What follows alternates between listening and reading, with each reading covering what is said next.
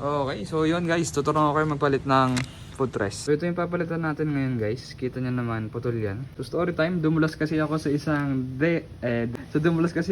metal drainage. Dito lang, so may paglabas lang sa amin. Umuulan nung araw na yun, kaya basa yung kalsada. Merong biglang nag-counterflow, so medyo nagulat at napadiin tayo sa preno. Kaya ayan, safe lang ang inabot. Pero wala namang ibang tama yung motor natin. Tumba lang naman yung nangyari. So naputol lang to. So dumating na yung in-order ko na SGP na footrest. So ewan ko kung legit to, pero nakalagay made in Indonesia. So papakita ko sa inyo kung paano magpalit in case na gusto nyo rin magpalit o kailangan nyo magpalit katulad ko. Meron lang siyang parang ano dito, lock. Ayan, gamit lang tayo ng long nose. Ayan. Ganito yung itsura niya. So pag natanggal na yung lock, ihatakan lang natin to pataas. So pwede natin pukpukin dito. So nakita nyo, umaangat na.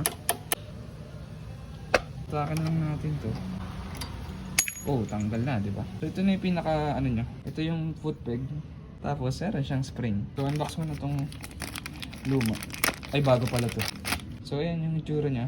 So sa pag-install naman, madali lang din. Ito yung spring kanina. Ibabalik lang natin yung stock. Tapos ang pwesto niya ay pag ganito.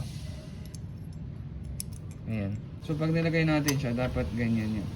Ilalagay lang natin yung spring dito sa gitna. Tapos ang kailangan lang natin gawin dyan is maipasok to dito sa butas, pati sa butas ng spring. So pag napasok na ng ganyan, ilalagay lang natin tong screw o yung parang pinaka-pin niya. Kung ginagawa ka dito guys, tinutulak ko tong konti itong spring para pumasok din siya. Kasi nakabanat yan dito eh. Hihigpit siya pagka naipasok na. Tulad yan. So, ikot-ikot lang para pumasok or pwede na siyang pukpukin. Pag nakita nyo na yan dyan, babalik nyo lang yung lock na tinanggal natin kanina. Babalik natin siya dito. Pwede rin kayo gumamit ng pliers sa pagbalik niyan kasi ayun, diba? So pag narinig nyo na yung clicking sound na yun, okay na yan, makakabit na yung lock natin, hindi na matatanggal yan, diba? Good as new.